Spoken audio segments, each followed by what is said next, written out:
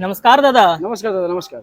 दादा अभी कौन सा थाली लगने वाला है अपना अभी? ये मछली चावल लगेगा। अच्छा मछली चावल। हाँ जी। क्या प्राइस होता है इसका? 50 रुपए का लगेगा। 50 रुपये? 50, मात्र 50 रुपये। लगाइए। ये देखिए मिनीकेट चावल है, गरम गरम चावल मिलेगा जी। हाँ जी। ये आ गया चावल। और ये देखिए मसूर का दाल आएगा जी। ये आ गया मसूर का दाल। हाँ जी। ये हो गई आलू भुजिया जी। और उसके साथ हो जाएगा आलू आलू का चोखा। अच्छा आलू का चोखा भी आएगा? क्या हाँ, बात है। पापड़ भी आएगा। अच्छा पापड़ भी आएगा, गजब। प्याज है, मिर्ची है जी। और अचार है। अच्छा अचार भी आएगा। हाँ ओ जी। भाई साहब, और इतना सारा आइटम। इसके साथ एक पीस मछली आएगा दादा। अच्छा मछली आएगा। हाँ, रेहू मछली है। अच्छा रेहू मछली है, बढ़िया क्या मछली बात। मिलेगा दोस्तों देखिए ये है मछली और हल्का सा ग्रेवी। ग्रेवी। क्या बात है। ये 50 का थाली है दादा।